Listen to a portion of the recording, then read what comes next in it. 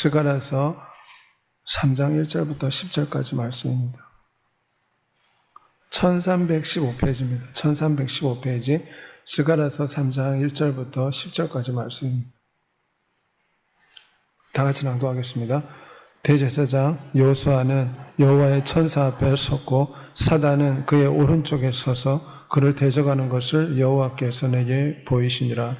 여호와께서 사탄에게 이르시되 사탄아 여호와께서 너를 책망하노라. 예루살렘을 택한 여호와께서 너를 책망하노라.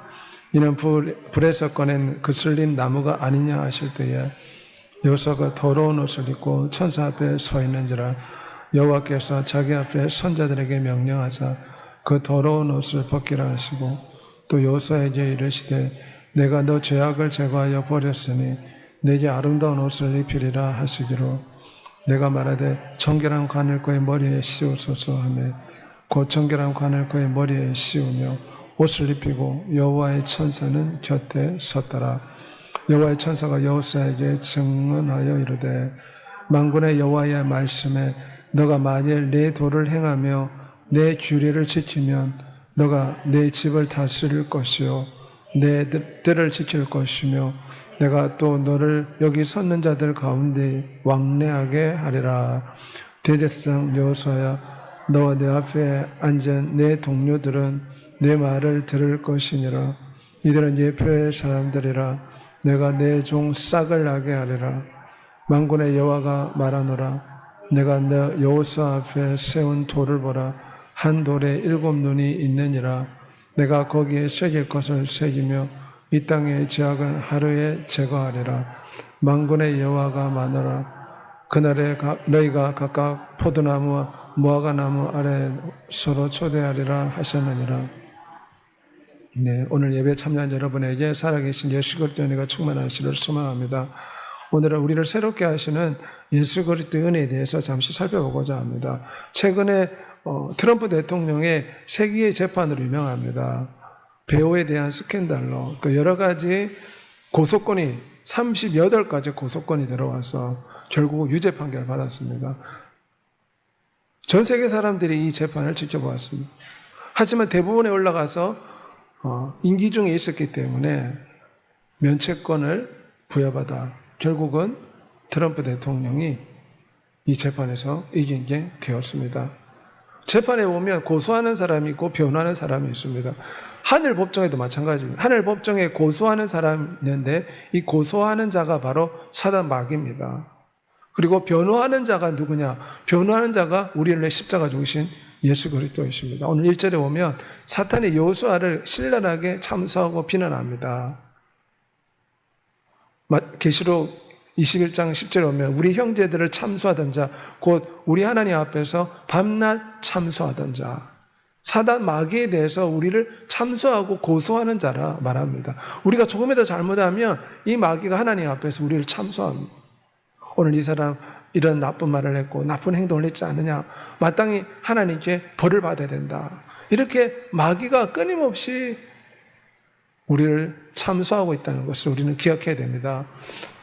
욥을 누가 참소했습니까? 원수 마귀가 하나님의 보좌 앞에서 욥을 참소하고 비난했습니다. 하나님은 욥을 막 자랑했습니다. 지상에 이런 사람이 없다. 그렇다면 루시퍼, 마귀 우두머리 루시퍼가 하나님 앞에 나타나가지고 하나님이 욥을 이렇게 축복했기 때문에 욥이 당신을 잘 섬기는 거지. 욥에게 재산을 다 빼앗아 보십시오. 바로 당신을 원망할 겁니다. 그러면서 욥의 믿음을 비난한 것이 사단입니다. 오늘 본문에 오면 사단은 고소하지만 우리 하나님은 변호하시는 것을 볼 수가 있습니다. 우리 하나님이 여호수아를 참소하고 고소하는 것을 보시고 하나님이 직접 변호하십니다. 사단아 여호와께서 너를 책망하노라. 이는 불에서 꺼낸 그슬린 나무같이 아니하냐. 불에 탄 나무 조각이라. 이 말은 이스라엘 백성들이 우상 숭배하고 하나님께 불순종해서 바벨론의 포로로 끌려갔습니다. 아수르 제국에 멸망했습니다. 그래서 지금은 아주 볼품없는 민족이 되어버렸습니다. 그것을 불에 탄 나무 토막이라고 표현하신 것입니다. 하나님은 말씀하십니다. 비록 이스라엘 백성들이 범죄했지만 충분한 처벌을 받고 있다. 사단아 너의 고소하는 것을 멈춰라. 마치 하나님은 사단에게 이렇게 말씀하고 계십니다. 시편 9편 4절에 오면 다윗의 고백인데 주께서 나를 변호하시며 내가 한 말을 보증하시고 주의 보좌에 앉아서 나를 의롭게 심판하십니다. 다윗을 변호하는 분이 바로 예수 그리스도이십니다. 다윗이 엄청난 죄를 저질렀습니다. 다윗이 순간의 정욕을 참지 못하고 간음죄를 짓고 간음죄를 숨기고자 살인죄까지 저질렀습니다. 엄청난 죄입니다. 그래서 원수 마귀가 크게 참소했다. 성경 그렇게 말합니다. 하나님께서 말씀하시기를 다윗아 원수에게 큰 참소거리를 주었다. 하나님 그렇게 표현했습니다. 얼마나 마귀가 다윗을 조롱했겠습니까? 이 사람 엄청난 죄를 지었습니다. 그럴 때 하나님이 다윗을 변호해서 다윗의 죄를 탕감해 주셨습니다. 나를 변호하시는 분이 가까이 계시는데 누가 감히 나와 다툴 수 있겠는가? 내 고소자가 누구냐? 함께 법정으로 가서 맞서보자. 이사야 50장 8편에, 10편 50편 8편에 성가대장 아삽의 고백입니다. 현대인 번역에 보면 우리 하나님이 이처럼 우리를 변호하시는 분으로 성경은 표현되어 있습니다. 로마서 8장 34절에 오면 누가 정죄하리요? 죽으실 뿐 아니라 다시 살아나시는 그리스도 예수시니 우리를 위해 강구하는 자라. 성경은 하나님이 우리를 변호하신다 이렇게 표현하고 있습니다. 우리가 범죄에서 넘어졌을 때 하나님이 우리를 변호하신다는 것을 우리는 기억해야 됩니다. 제자들을 위해서 늘 기도하셨습니다. 제자들이 누가 크냐 서로 싸우는 걸 보시고 그들이 싸우지 않고 하나 될 수 있도록 기도하셨습니다. 그들의 믿음이 떨어지지 않도록 하나 될 수 있도록 주님은 제자들이 실수했음에도 불구하고 그들을 위해서 변호하시고 기도하시고 중보하셨습니다. 심지어 베드로가 주님을 3번이나 부인할 것을 아시고 베드로를 변호하셨습니다. 내가 너를 위하여 너 믿음이 떨어지지 않기를 기도하였으니 너는 돌이킨 후에 네 형제들을 굳게 하라. 그리고 지자들을 위해서 변호하시기를 내가 십자가에 못 박힐 때 이 지자들이 악에 떨어지지 않도록 보존하여 주옵소서. 원수마귀가 주님의 지자들을 얼마나 뒤흔들려고 했겠습니까? 하지만 주님께서 변호하시고 그들을 위해 중보하시는 것을 볼 수가 있습니다. 히브리서 7장 25절에 그가 항상 살아서 저를 위해 간구하십니다. 우리는 늘 하나님이 우리를 위해 변호하신다고 기억해야 될 줄 믿습니다. 사람들이 비난하고 판단한다 할지라도 하나님 우리를 변호하십니다. 심판대 앞에서 마태복음 25장에 오면 양과 염소로 분류해서 양으로 분류된 사람들을 하나님이 변호해 주셨습니다. 너는 내가 목마르고 배고프고 헐벗을 때 나를 돌아보았구나. 나의 기쁨, 나의 멸류관, 너희들은 영원한 천국으로 가거라. 이처럼 우리 하나님은 우리를 변호하시는 하나님이십니다. 사람들이 우리를 뭐라고 비난하고 정죄한다 할지라도 우리는 하나님이 우리를 변호하신다 생각하고 주님 앞에 나와야 될 줄 믿습니다. 하나님 우리를 변호하실 뿐만 아니라 우리를 새롭게 하신다 말씀하십니다. 4절에 여호와께서 자기 앞에 선자들에게 명령하사 그 더러운 옷을 벗기라 하시고 너 죄악을 제거하여 버렸으니 내게 아름다운 옷을 입히라. 불에 탄 나무 같은 이스라엘 백성들이 하나님께 징계를 받아 바벨론의 포로로 끌려갔지만 그들의 이제 부끄러운 모습을 이제 벗어버리고 새로운 옷을 입혀 주시겠다 말씀하십니다. 이 말씀은 결국 그들이 이스라엘로 예루살렘에 70년 후에 돌아오게 되어 하나님을 다시 예배하게 될 것이다. 이런 말씀의 뜻입니다. 주님은 우리가 범죄했지만 우리의 더러운 옷을 벗겨주시고 깨끗한 세마포 예복을 주시는 줄 믿습니다. 그에게 빛나고 깨끗한 세마포 예복을 입히도록 허락하셨으니 도론 탕자에게 아버지가 제일 처음 준 선물이 무엇입니까? 누더지 옷을 벗기고 새 옷을 입혔다고 했습니다. 어린 양의 피로 우리의 세마포 예복이 날마다 씻어지는 줄 믿습니다. 주님은 우리의 누더기 옷을 다 벗겨버리시고 우리가 새롭게 되기를 원하십니다. 그 아들 예수의 피가 우리를 모든 죄에서 깨끗게 하실 것이라. 예수의 피가 우리를 날마다 새롭게 합니다. 예수의 피가 우리의 더러움을 씻어줍니다. 예수의 피가 우리 영혼을 새롭게 하여 주십니다. 인자의 피를 마시지 아니하면 너희 속에 생명이 없느니라. 주님은 어떻게 우리를 새롭게 하십니까? 말씀을 들음으로 새롭게 하시고 예수의 그리스도의 피를 마심으로 음료수로 마심으로 우리는 새롭게 될 수가 있습니다. 양심의 참소와 낙심과 좌절이 있을 때 주의 보혈을 노래하는 여러분이 되시길 바랍니다.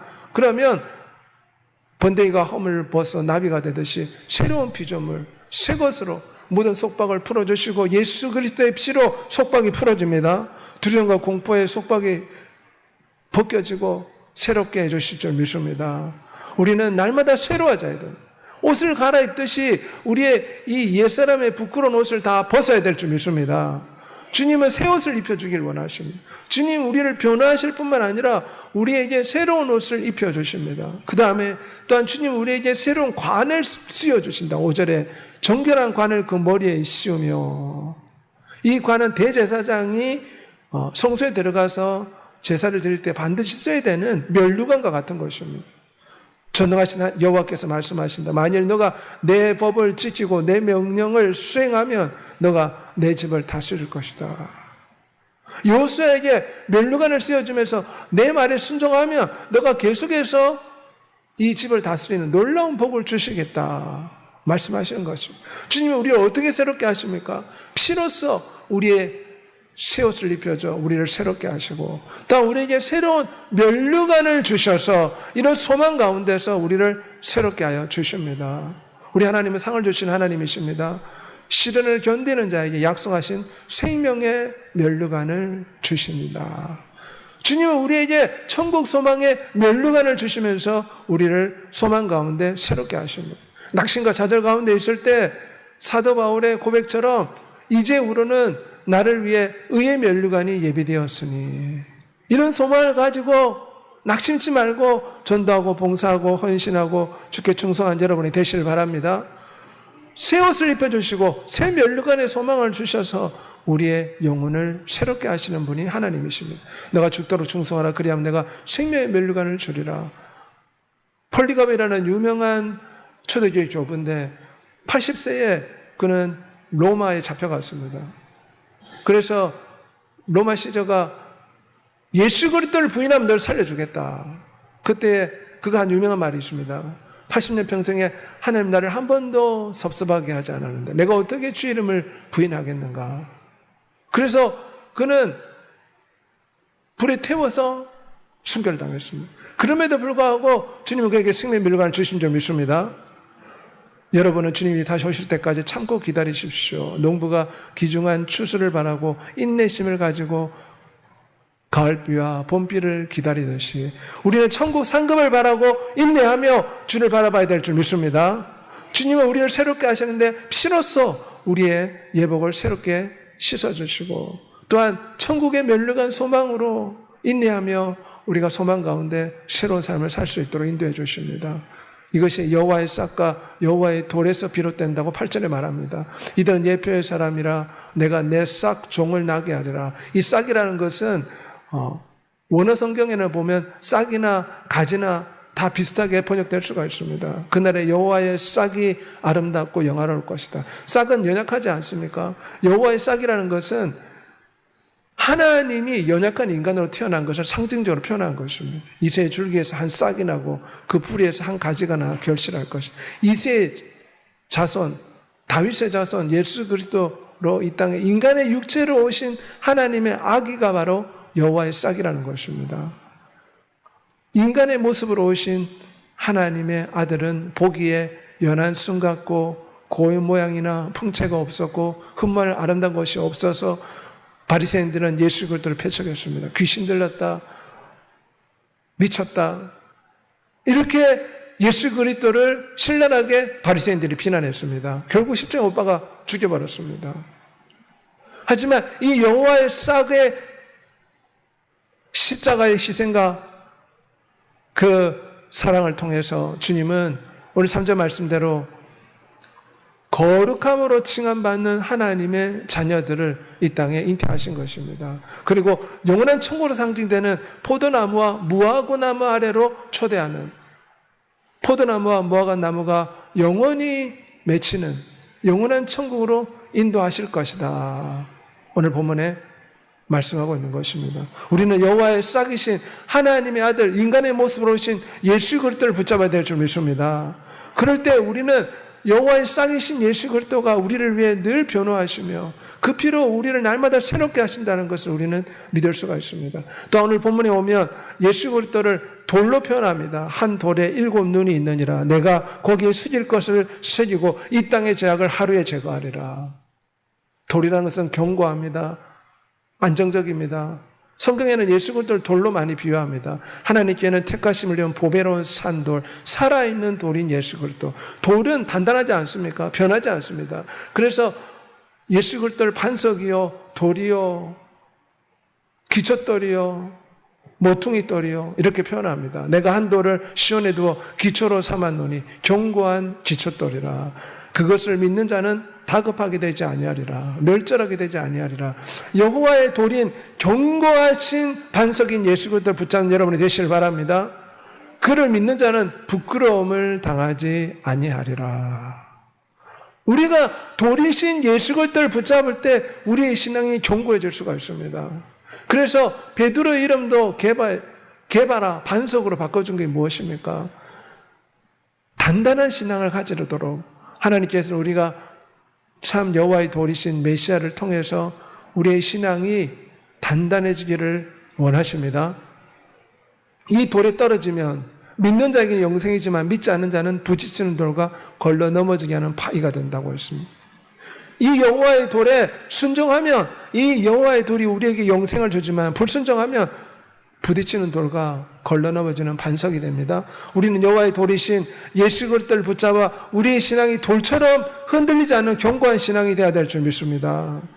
요한의 아들 시몬이니 장차 게바라 하리라. 시몬은 흔들리는 갈대라는 뜻입니다. 게바는 바위란 뜻입니다. 우리도 하나님께서 우리에게 반석 같은 믿음의 신앙을 가지기를 원하십니다. 우리는 여호와의 돌이신 예수 그리스도를 붙잡고 살아갈 때 주는 나의 반석이시오 나의 구원이시오 나의 산성이요 내가 요동치 아니하리라. 시편 62편의 말씀대로 다윗처럼 고백하게 될 줄 믿습니다.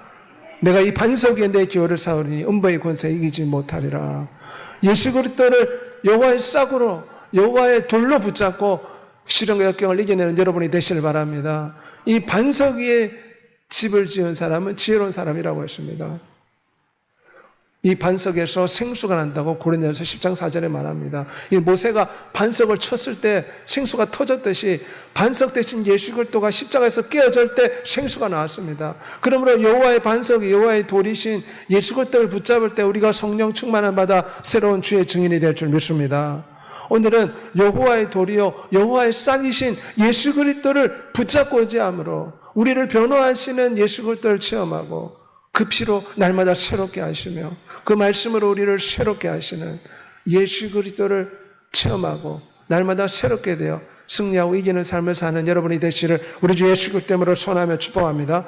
이 시간 다 같이 한번 기도하겠습니다. 여호와의 싹으로 하나님의 아기로 이 땅에 오신 예수 그리스도, 여호와의 돌로서 예수 그리스도를 믿는 자에게는 견고한 신앙을 주나 믿지 않은 자에게는 부딪히는 돌과 깨는 반석이 되어서 심판하는 돌이 되시는 예수 그리스도를 우리가 굳게 붙잡으므로 우리의 신앙이 돌처럼 견고해지고 여호와의 싹이신 예수 그리스도 통해서 날마다 우리를 변호하시는 예수 그리스도를 체험하고 우리를 새롭게 하시는 예수 그리스도를 체험하는 우리 일생에 되게 해달라고 주의 주고 통성으로 기도하겠습니다. 주여